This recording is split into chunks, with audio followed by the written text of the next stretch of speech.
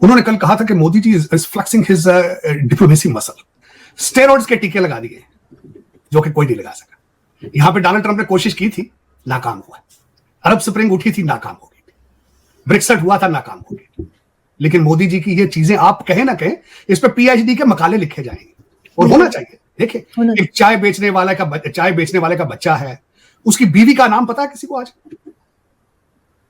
उसकी बीवी है जो उसकी नहीं उसकी चल सकी सारी, लेकिन किसी को पता है वो का? मोदी जी के भाई का नाम पता है किसी को आज पाकिस्तान में? मैं पूछना चाहूंगा, ये जो लौंडा लपाड़ा इस वक्त जो कहता है कि हमने जिहाद करना है, हमने गाजा को आजाद कराना है, इसे पूछे मोदी जी के भाई का पता है किसी को? जितना वेस्ट है अब सिर्फ ड्रामे के अलावा कुछ नहीं करने की सलाहियत रखता। ये सिर्फ और सिर्फ एक खबर बनाने की ख्वाहिश होती है इनकी कि दुनिया को बता सकें कि देखिए हम वी आर स्टिल स्ट्रांग। हालांकि खुद क्या कर रहे हैं वो भी जरा गौर फरमाएं। खुद सारा यूरोप इस वक्त रशिया का तेल इस्तेमाल कर रहा है। वो कहां से? तेल पहले भारत आता है, वहां से रिफाइन होता है, रिफाइन होकर यूरोप जाता है, बल्कि अमेरिका तक आ रहा है। ये इनके अंदर के हालात है। लाचार हैं, बीमार हैं और लीडरलेस है, क्योंकि इनके बच्चे पढ़ने से इनकारी कर इस वक्त। उनको वो मैथ और साइंस से दूर भागना चाहते हैं, इनोवेशन से दूर भागना चाहते हैं। अपने दादे की इन्वेंशन के ऊपर अब आप बैट नहीं कर सकोगे। आपके दादे 18वीं सदी में चीजें इन्वेंट करते रहे हैं। इंडस्ट्रियल रेवोल्यूशन आया था यूरोप का, आप उसके ऊपर आप इतना ज्यादा 250 साल हो चुके हैं, उस पर कैपिटलाइज नहीं कर पाएंगे। अमेरिका के हालात भी यही है। एटम बम इन्होंने यूज किया था जापान के ऊपर, उसकी अब लोग उससे जब, लेकिन उसको डिफ्यूज कर दिया जब अफगानिस्तान रात के अंधेरे में भागे थे, तो अपने कपड़े भी वही छोड़ गए थे। अब वो कपड़े उतर चुके हैं। अब दुनिया इनसे ना डरती है। के अंदर जो सबसे बड़ी लफ्ज उन्होंने स्ट्रेटेजिक ऑटोनॉमी, और जिस तरीके से वो अपने पैसे को, अकल को इस्तेमाल कर रहे हैं, वेस्ट को इससे सीखना होगा। नहीं सीखेंगे तो consequences will be there on their own, will be their own responsibility. हमें 6वीं सदी का इस्लाम चाहिए, खुलफाए राशिदीन का दौर चाहिए। हम गधों पे घूमे फिरेंगे। Destination Kandahar, Somalia, Congo, Yemen, ये आपका मुस्तकबिल है और आपको मुबारक हो। मेरी ख्वाहिश रही है कि मैं 36 साल हो गए मुझे अमेरिका में आए हुए, किसी दिन मेरा दिल ये कहे कि यार तूने गलती की थी अमेरिका आके। शायद मेरी जिंदगी में कोई ऐसा मौका आए कि मुझे एहसास हो कि मैंने अमेरिका आके गलती की थी। लोग कर रहे हैं, भारतीय वापस जा रहे हैं, कनाडा से जाना शुरू हो चुके हैं, बड़ी जगहों से जा रहे हैं। काश, मेरा लगता है ये कहते कि ऐसी ख्वाहिश भी, कि हर ख्वाहिश दम निकले। मेरी ख्वाहिश, मेरा ख्याल है ये अंदर ही रहेगी। ये ख्वाहिश मेरी जिंदगी में पॉसिबल नहीं होगी, क्योंकि पाकिस्तान के अंदर कोई पाकिस्तानी मौजूद नहीं है। आपने पाकिस्तान की बुनियाद ही नहीं रखी। 14 अगस्त 1947 को आपने अपने साथ और लोगों के साथ एक धोखा किया। क्योंकि मेरी हमेशा ये ख्वाहिश ये होती है कि देखो मोदी साहब क्या कौन से प्रेसिडेंट सेट कर रहे हैं दूसरे लोगों के लिए। जिस तरह दूसरे वजीर आजम जाते हैं वो क्या करते हैं, मोदी जी डिफरेंट क्या कर रहे हैं। आने वाले दिनों में लोगों के लिए क्या वो सबक छोड़ के जा रहे हैं, ये मैं इस पे बात करना चाहूंगा। तो दर हकीकत अगर देखा जाए तो वो जिस तरीके से भारत को प्रमोट कर रहे हैं, वो जातियात को प्रमोट नहीं कर रहे। वो कोई जो दुबई के अंदर अपने प्रॉपर्टी लेने के चक्कर में नहीं है मोदी जी, ना उनका जो साथ उनके साथ स्टाफ है, ना ही लंदन के अंदर वो किकबैक ले रहे हैं, ना ही टोरंटो के अंदर वो किकबैक पे नजर है उनकी। ये सबसे बड़ा लेसन है दुनिया के लिए लर्न करने के लिए कि नेशनलिज्म को किस तरह प्रमोट करते हैं, अपनी कौम को किस तरह प्रमोट करते हैं, उसकी करेंसी को किस तरह प्रमोट करते हैं, उसके डायस्पोरा को। मैंने तो अब इसको डायस्पोरा भी करना छोड़ दिया है, इस्तेमाल करना टेक्नोक्रेट्स को, क्योंकि अगले पढ़ा के बाहर भेज रहे हैं, जूते मार मार के निकाल नहीं रहे हैं, पढ़ा के भेज रहे हैं। इंडिया का, भारत का सबसे बड़ा दुनिया के लिए वेपन जिस वक्त है इंडियन इंस्टीट्यूट ऑफ टेक्नोलॉजी, और इस वक्त वो सब चढ़ के बोल रहा है इंडियन इंस्टीट्यूट ऑफ मैनेजमेंट है। ये पूरी दुनिया के लिए लेसन है, बिलखसूस डेवलपिंग कंट्री जो तरक्की करने की ख्वाहिश रखते हैं। कुछ कंट्री तो ऐसे हैं जो ख्वाहिश ही नहीं रखते ना, जिस कंट्री में आप बैठी हैं, आपकी तरक्की की ख्वाहिश नहीं है। आपकी तरक्की की ख्वाहिश सिर्फ 5000 लोगों को है जिनके हाथ में डंडा है और आपको मार रहे हैं, उन सबके बच्चे बाहर पढ़ रहे हैं, वो तरक्की कर रहे हैं। लेकिन पाकिस्तान से बाहर तरक्की कर रहे हैं। वो जहां जाते हैं, आपका सी पैक, मैं आज से पहले आज आपकी सियासत डिस्कस करने से पहले मैं बात करना चाहूंगा। अभी किसी ने कहा जी कि नून, मुस्लिम लीग में से नून निकल गई है, अब मीम आ गई है मरियम नवाज। तो उनके कारनामे, वो जो एक एंकर थे वो गिनवा रहे थे, जिसमें कोई भी कारनामा उनका अपना नहीं था। उन्होंने कहा जी इन्होंने हाईवेज बनाई, मोटरवेज। भाई कोरिया ने बनाई थी, दिमाग खराब है आपका? कोरिया से किकबैक्स लिए थे आपने? हाँ, सी पैक बनाई, उस पर भी किकबैक लिया आपने। कहते जी नवाज शरीफ साहब ने एटम बम बना दिया, वो आपको किसने कहा? वो भी चाइना देके गया आपको। पाकिस्तान में ढंग की साइकिल नहीं बना सकते, आप कहते हैं आपने एटम बम बना लिया। सर, उससे भी बड़ी कॉमेडी जो इनके लोगों ने की, वो डॉक्टर अफनान जो उनके सेनेटर भी हैं, उनका कहना जी नवाज शरीफ साहब ने प्राइम मिनिस्टरशिप को लात मार दी। तो ठीक है, मारे टांगे मारे, लात छुटे मारे, जो मर्जी करें भाई, बादशाह है वो। पंजाबी में कहते हैं जी जंगल का बादशाह, अंडे दे बच्चे दे, जो मर्जी करे कर सकता है वो। लेकिन मैं अर्ज ये करना चाहूंगा, कंपेयर करें ना इसको। आने वाले दिनों में शायद कोई इस तरह का इंसान आ जाए जो कहे कि जी मैंने मोदी जी को कम्पीट करना है, मैं मोदी जी को स्टडी करूंगा। आप पढ़े ना पढ़े, दुनिया के पॉलिटिकल साइंस के जो इंस्टीट्यूट होंगे वहां पे पढ़ाया जाएगा कि हाउ एक बंदा उठा, नेशनलिज्म को लेके आया। मैं अक्सर यहां पे लफ्ज इस्तेमाल करता था कि मोदी जी के कारनामा कि उन्होंने जो भारतीय हैं हिंदुओं को स्टेरॉइड्स पे कर दिया है। ये कारनामा सबसे बड़ा मोदी जी का है कि भारत को उन्होंने स्टेरॉइड्स के टीके लगा दिए जो कि कोई नहीं लगा सका। यहां पे डोनाल्ड ट्रंप ने कोशिश की थी, नाकाम हुआ। अरब स्प्रिंग उठी थी, नाकाम हो गई थी। ब्रेक्सिट हुआ था, नाकाम हो गई। लेकिन मोदी जी की ये चीजें आप कहें ना कहें, इस पे पीएचडी के मकाले लिखे जाएंगे और होना चाहिए। देखिए, एक चाय बेचने वाले का बच्चा है, उसकी बीवी का नाम पता है किसी को आज? उसकी बीवी है जो उसकी चल सकी शादी, लेकिन किसी को पता है वो का? मोदी जी के भाई का नाम पता है किसी को आज पाकिस्तान में? मैं पूछना चाहूंगा, ये जो लौंडा लपाड़ा इस वक्त जो कहता है कि हमने जिहाद करना है, हमने गाजा को आजाद कराना है, इसे पूछे मोदी जी के भाई का पता है किसी को? मैंने कहा आर्मी चीफ का नाम नहीं पता होता इंडिया में तो किसी को, हमारे यहाँ सबको पता है, बच्चे। ये मैं कहां से शुरू करूं, कहां खत्म करूं? मेरे जैसे लोग, जिन लोगों को आपने रिजेक्ट करके बाहर भेजा है, आज भी जख्मी है, तड़प रहे हैं आपके दर्द के लिए, लेकिन आपको खुद ही दर्द नहीं है। हमें 6वीं सदी का इस्लाम चाहिए, खुलफाए राशिदीन का दौर चाहिए। हम गधों पे घूमे फिरेंगे, destination Kandahar, Somalia, Congo, Yemen, ये आपका मुस्तकबिल है और आपको मुबारक हो। मेरी ख्वाहिश रही है कि मैं 36 साल हो गए मुझे अमेरिका में आए हुए, किसी दिन मेरा दिल ये कहे कि यार तूने गलती की थी अमेरिका आके। शायद मेरी जिंदगी में कोई ऐसा मौका आए कि मुझे एहसास हो कि मैंने अमेरिका आके गलती की थी। लोग कर रहे हैं, भारतीय वापस जा रहे हैं, कनाडा से जाना शुरू हो चुके हैं, बड़ी जगहों से जा रहे हैं। काश, मेरा लगता है ये कहते कि ऐसी ख्वाहिश भी, क्या हर ख्वाहिश दम निकले। मेरी ख्वाहिश मेरा ख्याल है ये अंदर ही रहेगी। ये ख्वाहिश मेरी जिंदगी में पॉसिबल नहीं होगी क्योंकि पाकिस्तान के अंदर कोई पाकिस्तानी मौजूद नहीं है। आपने पाकिस्तान की बुनियाद ही नहीं रखी। 14 अगस्त 1947 को आपने अपने साथ और लोगों के साथ एक धोखा किया है। के साथ उन्होंने ये दुख का ये भी इजहार किया है कि पाकिस्तान में इस वक्त एक भी यूनिवर्सिटी मौजूद नहीं है। वो क्यों? वो कहते हैं यूनिवर्सिटी रिसर्च सेंटर होती है, वहां से नए आइडियाज प्रमोट होते हैं, वहां पे रिसर्च की जाती है। एमफिल पीएचडी का नाम रिसर्च है। पाकिस्तान में एक भी मौजूद नहीं है क्योंकि किसी रिसर्च हो ही नहीं रही। आपने अकल के दरवाजे बंद कर दिए हैं। आप कहते हैं उर्दू सिखाएं, फारसी पढ़ाएं, अरबी पढ़ाएं। मैंने आपको बताया था कि आपको दिन में 3 मिर्गी के दौरे पड़ते हैं। 3 मिर्गी के दौरे पड़ते हैं। सुबह उठते हैं, आप कहते हैं हम अरब हैं, हम शाह फैसल के रिश्तेदार हैं, मेरा फैसल है।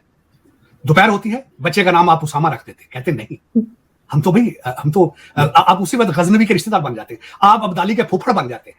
शाम होती है, 2 ड्रिंक लेते हैं, कहते हैं नहीं आज हम सरदार हैं, हम पंजाबी हैं। दिन में 3 मिर्गी के दौरे पड़ते हैं। आइडेंटिटी क्राइसिस है आरजू, बहुत ज्यादा है। इंसान को पता ही ना हो कि हम क्या हैं, हम कहां जाना है, हमने तो कहां पहुंचेंगे आप?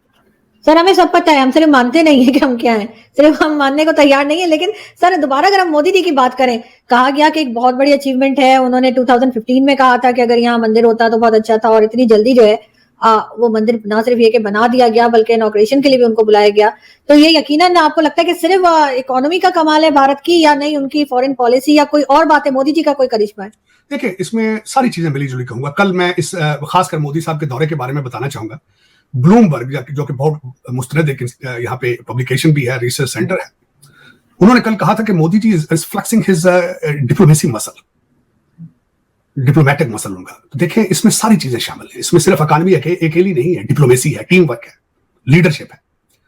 और उसके बाद यहाँ पे वॉइस ऑफ अमेरिका ने उसको कवर किया है, रॉयटर्स ने कवर किया है। उसके बाद बड़े बड़े इदारों ने सारी इस चीज का लिखा है कि किस तरीके से आज ये 7वां ट्रिप है यूएई का, मोदी साहब का। दूसरा ट्रिप कतर का है। और फिर उसके बाद उन्होंने बताया है कि किस तरीके, बल्कि इस पे एक बात मैं हम भूल चुके हैं कि अभी रिसेंटली कतर ने 8 लोगों को रिहा किया है। मैं सबसे पहले मैंने कहा था कि कतर के जितने लोगों को पकड़ा गया है सिर्फ और सिर्फ ये एक शो ऑफ है, इसके बाद सब रिहा होंगे।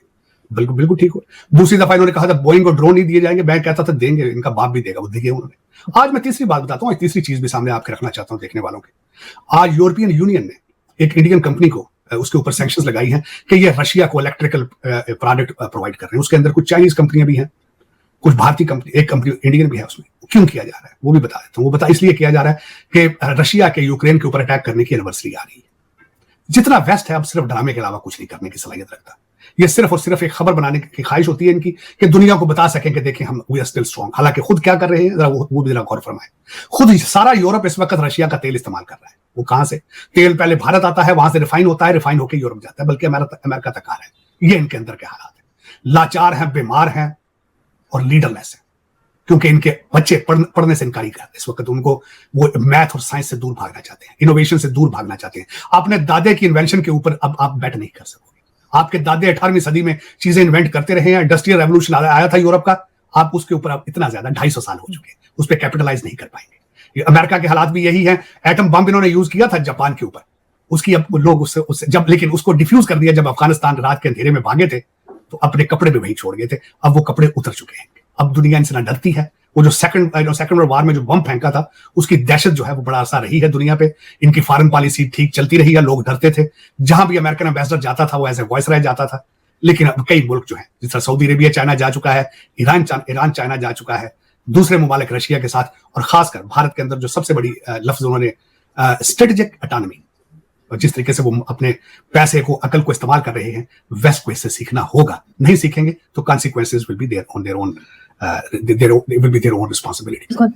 आपके मुल्क के बारे में आखिरी बात ये कहूंगा, मुझे बहुत शौक था कि वॉइस राय जब अपने लेटर लिखते थे विंस्टन चर्चिल को, आपके वॉइस राय लेटर लिखते थे ब्रिटिश पार्लियामेंट को, मैं ढूंढ के उनको पढ़ता था। कई वॉइस राइज ने कहा था विंस्टन चर्चिल को कि ये country won't be able to rule themselves, इन्हें पता ही नहीं है they won't be able to govern themselves। ये अपने कपड़ों को आग लगा लेंगे। हम अभी आसानी के साथ 50 साल मजीद इन पे हुकूमत कर सकते हैं, और हमें ट्रेन करना चाहिए, लेकिन टाइम नहीं मिला, क्योंकि बाबा जी हिटलर ने जूते मार के यूके को कमजोर कर दिया। वो भागे यहां से दुम दुबा के और छोड़ गए इनको, यार ये पकड़ो, तुम चलाओ। वो ये चला रहे, ये चल रहा है। मैं इस पे एक और दोबारा फैज अहमद फैज की बात करना चाहूंगा। किसी ने उनसे कहा था, उन्होंने कहा फैज साहब, फैज अहमद फैज बहुत बड़ा एक फिलासफर थे, उन्होंने कहा था, भाई पाकिस्तान जो है उसके हालात दिन ब दिन खराब होते जा रहे हैं, क्या पाकिस्तान खत्म हो जाएगा? उन्होंने कहा था, नहीं, मेरे पास इससे भी बड़ी बहुत बुरी खबर है, इससे भी बुरी। उन्होंने कहा, क्या? उन्होंने कहा, ये खत्म नहीं होगा, ये ऐसे ही चलता रहेगा। बिल्कुल चल रहा है। 4 फ्राडिये, 4 लुटेरे, कहते हैं 4 सूबे हम अलग अलग लूटेंगे, मरकज को मिलकर लूटेंगे, ये आपकी आगे पॉलिसी है। 4 सूबों को हम अकेले खाएंगे, लूटेंगे, लेकिन मरकज पे हम इकट्ठे होकर उस पर डाका डालेंगे। IMF के पैसे इकट्ठे खाएंगे, लेकिन सूबों के पैसे हम अलग अलग खाएंगे। देखें सोमालिया में क्या हो रहा है, हर 10 मील के बाद एक वॉरलॉर्ड होता है, वो बैठ जाता है, टैक्स वसूल करता है। आपके भी हो रहे, 4 तो बैठ गए ना टैक्स लेने के लिए। डिफरेंट है उनसे भाई, तो सर हम सीखते क्यों नहीं? जो हमारे सीनियर्स बताते हैं, जो लोग बताते हैं, फैज अहमद फैज और दूसरे लोग क्या कुछ कह के गए, सीखते क्यों नहीं? सीखा आपने, आप बहुत से, आप you are the most intelligent people मेरी नजर में। आप दुबई में दूसरे नंबर पर प्रॉपर्टियां खरीदने में आप बेवकूफ हैं। वो किससे ले रहे प्रॉपर्टियां? आप सर तो चोरी कर रहे हैं ना, चोरी सीख रहे हैं क्या हम? जो आपके डीएनए में होगा वही करेंगे ना भाई। आप क्या करेंगे? आप देखें ना, आपने लंदन सारा खरीद लिया आपने। कल मैं किसी जगह बैठा था, उन्होंने कहा फौज बड़ी बुरी है, एस्टैब्लिशमेंट बहुत बुरी। मैंने कहा पाकिस्तानी है सारे यार, कैसी बातें करते हो? पाकिस्तानी नहीं है, फौज जर्मन है, एजेंसियां फ्रेंच है। बिल्कुल, बहुत समझदार है आप। आपकी टेपें रिकॉर्ड है सारे, आपकी फोटो हर वक्त, यू आर अंडर माइक्रोस्कोप। हाँ, लेकिन मर्जी की टेपें चलाते हैं ना। जब आपको ब्लैकमेल करना हो, आपके पास पावर हो, फिर करते हैं। करप्शन पे नहीं, क्योंकि खुद अपने हाथ गंदे हैं। आरजू, ये ऐसी बातें नहीं होती। मैंने आपको ऐसे नहीं कहा था कि मैं अपने डीएनए पर रिसर्च कर रहा हूं। मैं अपने डीएनए पर रिसर्च कर रहा हूं कि मेरा डीएनए इतना क्या वजह, कितना गंदा क्यों डीएनए। आपने मुझे कहा कि आपने अभी ये लफ्ज इस्तेमाल किए हैं कि हम सीख क्यों नहीं रहे। यही सवाल मैं अपने आप से करता हूं, बार बार करता हूं। आपने पहले, मैं बार बार करता हूं, क्या वजह है? मैंने खुद आज चोरी सीख रहे हैं, सिर्फ करप्शन सीख रहे हैं, सिर्फ चोरी सीख रहे हैं। ਉਹ ਕਹਿੰਦੇ ਭਾਈ ਜਾਨ ਇਹਦੇ ਸਭ ਪੈਸੇ ਦੀ, ਇਹਦੇ ਪੈਸੇ ਕਿੰਨੇ ਮਿਲਣੇ ਹੈਗੇ, ਸਾਨੂੰ ਕੀ ਦਿਓਗੇ ਇਹਦੇ ਨਾਲ? ਭਾਈ ਸਾਨੂੰ ਕੀ ਮਿलेगा ਇਹਦੇ ਚ? ਭਾਈ ने ਸਾਨੂੰ ਕੀ मिलेगा? मैं बल्कि सर आपको एक चीज दिखा, लेकिन मैंने आपको बताया, अनवर मकसूद साहब हैं जो बहुत खुद महाजर होके आए हैदराबाद से। किसी ने उनसे पूछा कि आज अगर कायदे आज़म जिंदा होते तो कहाँ होते? तो उन्होंने कहा कोट लाख जेल में होते। तो फिर ये मैं तो खुद रिसर्च कर रहा हूँ मुसलसल, क्या वजह है कि उस लैंड से, उस लैंड पे जहां चनकिया और आर्यन वेद की किताबें 150 सेंचुरी में लेकर आए थे साथ, और हमारे साथ क्या हुआ है उसमें सिर्फ और सिर्फ मैं इस चीज को ब्लेम कर रहा हूं कि फॉरेन इन्वेडर्स ने आके हमारा डीएनए तबाह कर दिया। हमें हमारी आइडेंटिटी साथ ही ले गए जाती दफा। पठान भाई आए, चोरी जाते जाते सारी हमारी आइडेंटिटी भी साथ ही ले गए थे। तमाशे यहाँ से औरतें उठा के ले जाते थे, सारा उन्होंने सारा खित्ता तबाह करके रख दिया। टेक्सटाइल यूनिवर्सिटी के बारे में पढ़े जरा, आप मोहनजोदारो के बारे में पढ़े, आप जरा हड़प्पा के बारे में पढ़े। इंडिया लफ्ज निकला कहां से है? इंडस से। इंडस कहां है? बिल्कुल, मालिया से निकल के पाकिस्तान से गुजर रहा है इंडस सिविलाइजेशन। और आज, लेकिन हम मानने को तैयार नहीं। आज हम क्या है? मैं रोजाना बुलंद आवाज के साथ इन करप्ट लोगों को कहता हूं, और पागलों, लंदन में भी कब्रिस्तान है, और बेगैरतों कनाडा में भी कब्रिस्तान है। लोग अमेरिका में भी मर रहे हैं और कुत्ते की मौत मर रहे हैं। कुछ शर्म करो, शर्म करो। तो दोस्तों जैसे कि आपने क्लिप में देखा कि भाई वेस्टर्न पावर जो है ना भाई मोदी को आज तक झुका ही नहीं पाई, चाय वाले मोदी को मतलब कि झुकाना नामुमकिन है, ठीक है भाई।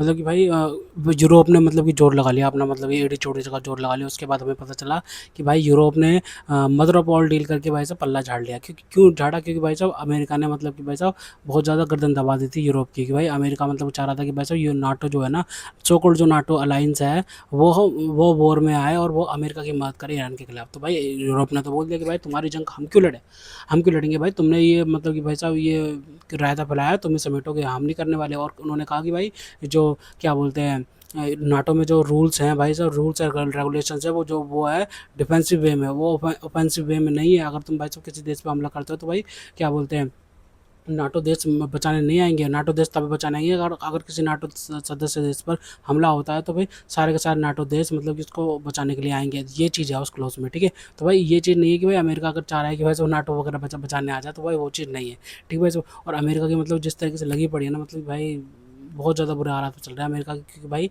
अमेरिका में एक तो इलेक्शन है, ऊपर से भाई साहब वॉर चल रही है भाई साहब, ठीक है भाई साहब। और मतलब कि अलायंस जो छोड़ के भाग रहे हैं, ठीक है। जो ऊपर से डोनाल्ड ट्रम्प भाई सन की बंदा है भाई, बिल्कुल लगता है भाई जिस तरीके से भाई इटली के प्रधानमंत्री कुछ भी बोल देता है भाई, सब जापान की बेइज्जती कर देता है।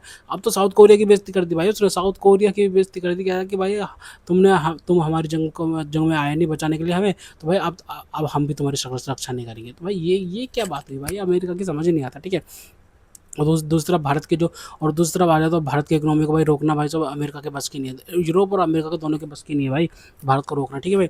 भारत दुनिया की सबसे बड़ी और तेज़ी से बढ़ती हुई अर्थव्यवस्थाओं में शामिल है। विशाल घरेलू बाजार, बढ़ती खपत, डिजिटल अर्थव्यवस्था और मैन्युफैक्चरिंग की संभावनाओं के कारण अमेरिका और यूरोप के लिए भारत को पूरी तरह नाराज करना आसान नहीं है, ठीक है भाई। और यानी पश्चिम भारत पर दबाव डाल सकता है, लेकिन भारत के साथ संबंध खराब करने की आर्थिक कीमत भी उसे चुकानी पड़ सकती है, ठीक है। भारत ने अपनी विदेश नीति में स्ट्रेटेजिक ऑटोनॉमी पर जोर दिया है। अमेरिका और यूरोप के साथ संबंध मजबूत करते हुए भारत रूस के साथ भी अपने पुराने संबंध बनाए रखता है और अन्य देशों के साथ भी व्यापारिक एवं रणनीतिक संबंध बढ़ाता है, ठीक है। इससे भारत के पास विकल्प बने रहते हैं। अगर किसी एक देश से संबंध में तनाव आता है तो भारत के पास दूसरे देश साझेदारों के साथ सहयोग बढ़ाने की गुंजाइश रहती है। चीन के बढ़ते प्रभाव के बीच भारत अमेरिका के लिए इंडो पैसिफिक क्षेत्र में महत्वपूर्ण साझेदार है। भारत की भौगोलिक स्थिति, विशाल सैन्य क्षमता और हिंद महासागर में भूमिका उसे रणनीतिक रूप से बेहद महत्वपूर्ण बनाती है। इसलिए अमेरिका भारत पर ऐसा दबाव नहीं डाल सकता जिससे भारत पूरी तरह उसके रणनीतिक ढांचे से दूर चला जाए, ठीक है। भारत ने अपने एक गुट में पूरी तरह शामिल होने के बजाय अलग अलग शक्तियों के साथ अपने हितों के अनुसार संबंध बनाए हैं, ठीक है। अमेरिका से रक्षा और तकनीकी सहयोग करता है। उदाहरण के लिए भारत जो है अमेरिका के साथ में रक्षा और तकनीकी सहयोग करता है। यूरोप के साथ व्यापार और निवेश बढ़ाता है। रूस के साथ ऊर्जा और रक्षा संबंध बनाए रखता है। गल्फ देशों के साथ आर्थिक और रणनीतिक संबंध मजबूत करता है। ग्लोबल साउथ में अपनी भूमिका बढ़ाने की कोशिश भी करता है, ठीक है। इसे भारत की संरक्षण मल्टी अलाइनमेंट रणनीति के रूप में देखा जा सकता है। भारत की विदेश नीति में केवल रणनीतिक संबंध ही नहीं है, ठीक है, बल्कि व्यापार, निवेश, ऊर्जा, टेक्नोलॉजी, रक्षा और सप्लाई चेन को भी काफ़ी महत्व दिया गया है। इसका फ़ायदा ये है कि भाई भारत अलग अलग देशों के लिए एक महत्वपूर्ण आर्थिक साझेदार बनता है। पश्चिमी कंपनियां भी भारत के बड़े बाजार और भविष्य की ग्रोथ अपॉर्चुनिटीज़ को नज़रअंदाज नहीं कर सकती, ठीक है। यह सबसे महत्वपूर्ण कारणों में से एक है कि भाई अमेरिका और उसके सहयोगी चीन के बढ़ते आर्थिक से और सैन्य प्रभाव को लेकर चिंतित है। ऐसे में भारत उनके लिए केवल एक व्यापारिक साझेदारी नहीं बल्कि इंडो पैसिफिक में महत्वपूर्ण स्ट्रेटेजिक पार्टनर है। इस परिस्थिति में भारत पर अत्यधिक दबाव डालना पश्चिमी देशों के अपने रणनीतिक हितों के खिलाफ भी जा सकता है। भारत की सबसे बड़ी ताकतों में से एक उसका विशाल उपभोक्ता बाजार है। टेक्नोलॉजी, ऑटोमोबाइल्स, इलेक्ट्रॉनिक्स, रक्षा, एविएशन, वित्तीय सेवाओं और अन्य क्षेत्रों में विदेशी कंपनियों के लिए भारत महत्वपूर्ण बाजार बन चुका है। इसलिए पश्चिमी देशों के लिए भारत के साथ कंपटीशन और कोऑपरेशन दोनों को एक साथ लेकर चलना अधिक व्यवहारिक है। आज भारत जो है भाई कई प्रमुख शक्तियों के साथ एक साथ बातचीत करने की स्थिति में है। यही वजह है कि भारत कई मुद्दों पर अपनी स्वतंत्र स्थिति को बनाए रखने की कोशिश भी करता है। ठीक है भाई, इसे इस तरह समझ सकते थे कि पहले कि भाई बड़ी शक्ति छोटे मध्यम देशों पर दबाव डाल डाल सकती थी, लेकिन आज भारत का आकार, बाजार, सैन्य क्षमता और रणनीतिक महत्व भारत की बार्गेनिंग पावर को काफ़ी बढ़ाता है। ठीक है भाई, तो भाई यही चीज़ें हैं जो भाई भारत को सबसे ज़्यादा मजबूत देश बनाती हैं। ठीक है भाई, तो दोस्तों अगर आपको हमारी ये वीडियो पसंद है तो कम से कम व्हाट्सएप पर जरूर शेयर कीजिएगा, साथ साथ चैनल को सब्सक्राइब करके हमारा मनोबल जरूर बढ़ेगा, ताकि हम आपके लिए ऐसे ही मनोरंजन वीडियोस बनाते रहें। तो गाइस मिलते हैं आपसे अगली वीडियो में, तब तक के लिए जय हिंद।